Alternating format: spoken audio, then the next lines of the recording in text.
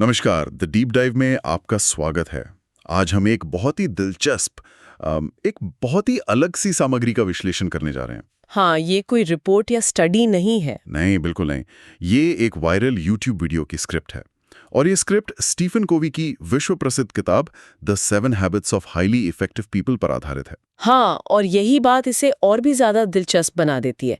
आज हमारा मिशन सिर्फ इन 7 आदतों को दोहराना नहीं है, नहीं, बल्कि ये समझना है कि 30 साल से भी ज्यादा पुरानी ये किताब आज भी इतनी शक्तिशाली क्यों है और ये स्क्रिप्ट इन गहरे विचारों को आज के दर्शकों के लिए किस तरह से पैकेज करती है। बिल्कुल। और स्क्रिप्ट की शुरुआत ही एक बहुत, मैं कहूँगा, एक अजीब से दावे से होती है। ये नहीं कहती कि किताब अच्छी है, बल्कि कहती कि ये किताब खतरनाक है। और यहीं पर स्क्रिप्ट का असली हुक है। लेखक का तर्क है कि ये किताब इसलिए खतरनाक है क्योंकि ये आपको मोटिवेशन नहीं देती। अच्छा। ये आपके कैरेक्टर मतलब आपके चरित्र का निर्माण करती है। देखिए, मोटिवेशन तो आता जाता रहता है। हाँ, किसी वीडियो को देखकर जोश आ गया। बिल्कुल, लेकिन चरित्र आपका आंतरिक ढांचा है।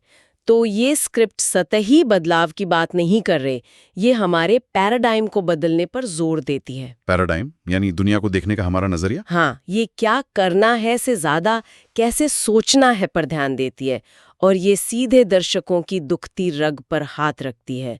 शुरुआती लाइन है, अगर आप 10 साल मेहनत के बाद भी वही के वही हो तो प्रॉब्लम आपकी मेहनत नहीं, आपकी सोच है। Exactly. ये उन लाखों लोगों से सीधे जुड़ती है जो मेहनत तो कर रहे हैं पर उन्हें कोई ठोस प्रगति नहीं दिख रही।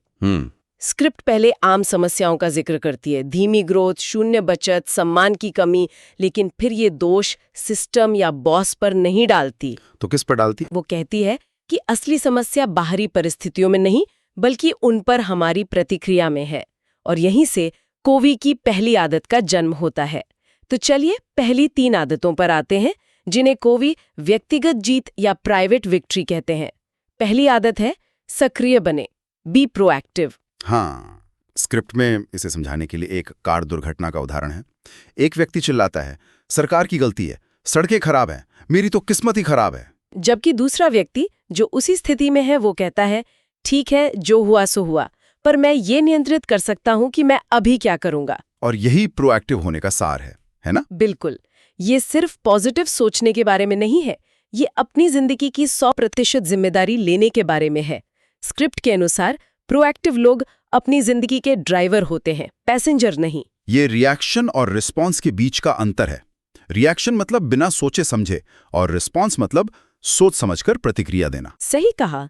ज्यादातर लोग अपना समय और ऊर्जा उन चीजों पर बर्बाद करते हैं जिन पे उनका कोई नियंत्रण नहीं है, जैसे कि राजनीति, मौसम। हाँ, या दूसरे लोग क्या कर रहे हैं। इसे कोवी सर्कल ऑफ कंसर्न कहते हैं।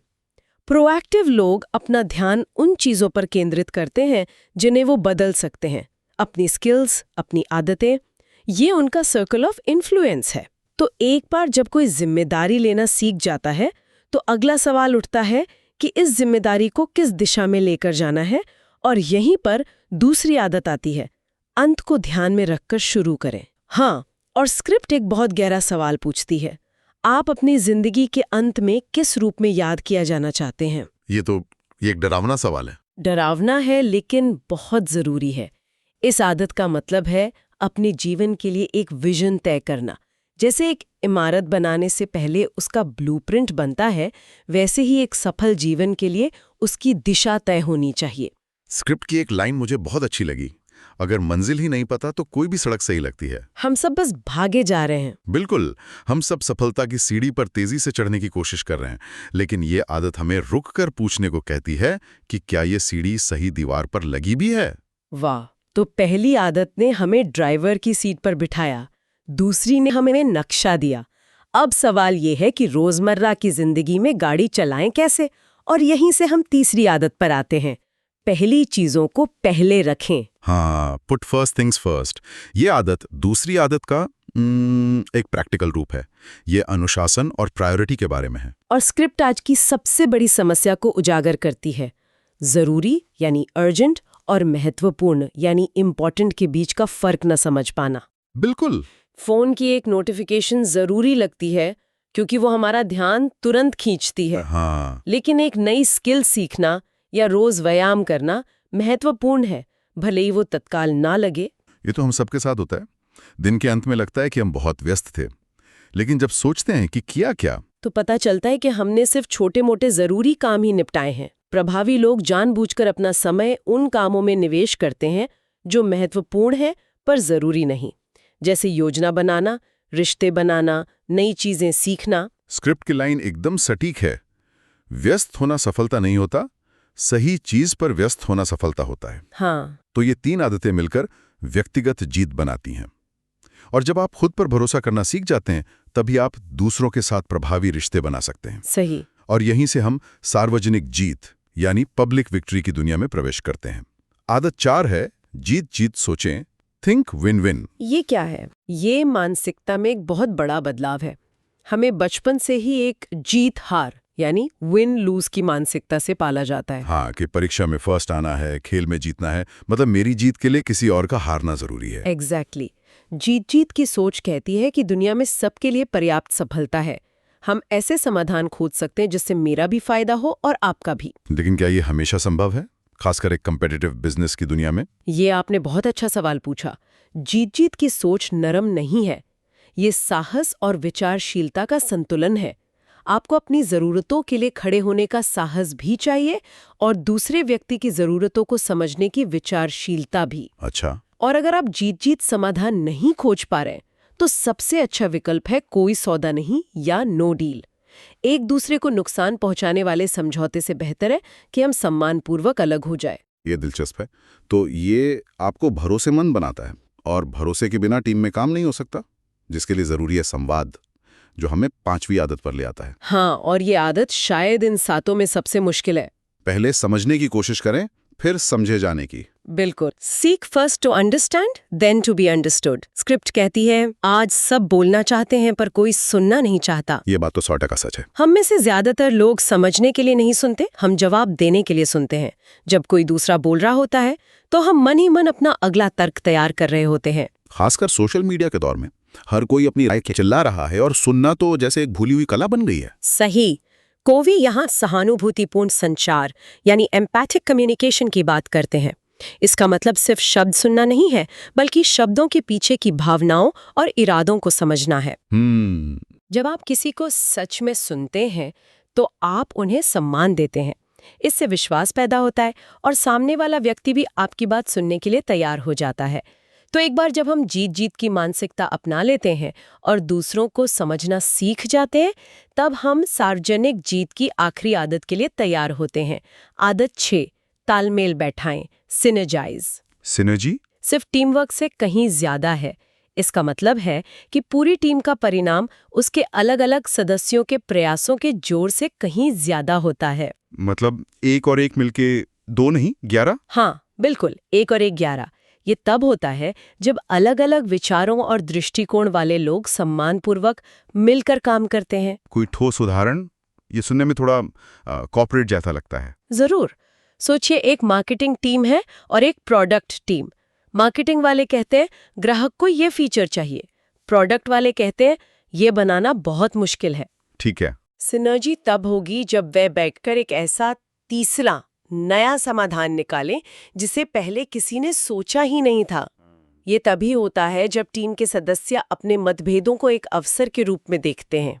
वाह! तो इसके लिए आदत 4 और 5 का होना बहुत जरूरी है। अब हम आखिरी आदत पर आते हैं जो इन सभी को संभव बनाती है। आदत 7, आरी को तेज करें। हाँ, शार्पन द सॉ। इसकी कहानी बहुत सरल है। एक लकड़हारा घंटों से पेड़ काटने की कोशिश कर रहा है, लेकिन पेड़ काट नहीं रहा। हाँ, प्रगति बहुत धीमी है। कोई उससे कहता है रुक कर अपनी आरी की धार तेज क्यों नहीं कर लेते? वो जवाब देता है मेरे पास समय नहीं है, मैं पेड़ काटने में बहुत व्यस्त हूँ। ये सुनने में मूर्खतापूर्ण लगता है, लेकिन हम सब अपनी जिंदगी में यही कर रहे हैं ना। बिल्कुल। स्क्रिप्ट कहती है कि अगर आप अपनी सेहत को नजरअंदाज कर रहे हैं, अपनी स्किल्स को अपग्रेड नहीं कर रहे, तो आप असल में खुद को स्लो पॉइजन दे रहे हैं। हम लगातार काम करके अपनी ही आरी को कुंद कर रहे हैं। ये आत्म नवीनीकरण का सिद्धांत है। हमें अपने जीवन के 4 प्रमुख आयामों में लगातार निवेश करना चाहिए: शारीरिक, मानसिक, सामाजिक, भावनात्मक और आध्यात्मिक। ये समय की बर्बादी नहीं है। नहीं, ये सबसे महत्वपूर्ण निवेश है।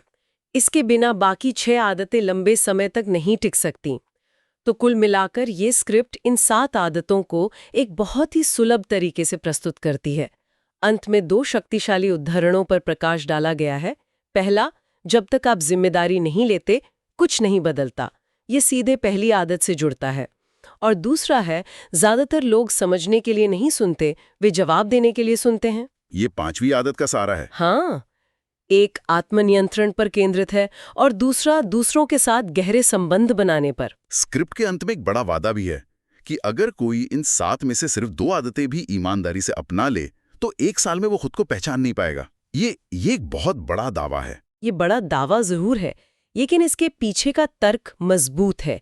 ये आदतें व्यवहार बदलने के टिप्स नहीं हैं। तो क्या हैं? ये आपके देखने का नजरिया, आपकी सोच और आपके चरित्र को बदलने के सिद्धांत हैं।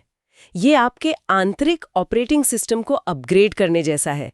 और जब आपका कोर बदलता है तो आपके परिणाम अपने आप बदल जाते हैं। ये स्क्रिप्ट इन 7 आदतों को व्यक्तिगत विकास के एक शक्तिशाली साधन के रूप में प्रस्तुत करती है। और इसी के साथ हम आज की इस गहरी पड़ताल के अंत में आते हैं। श्रोताओं के लिए एक अंतिम विचार छोड़ते हुए जरा सोचिए, अगर यही सिद्धांत जैसे कि जीत जीत की सोच और तालमेल बैठाना केवल व्यक्तियों द्वारा नहीं बल्कि पूरे समुदायों, कंपनियों या यहाँ तक के राष्ट्रों द्वारा अपनाए जाएं, तो हमारी बड़ी से बड़ी सामूहिक समस्याओं को हल करने की कितनी संभावनाएं खुल सकती हैं।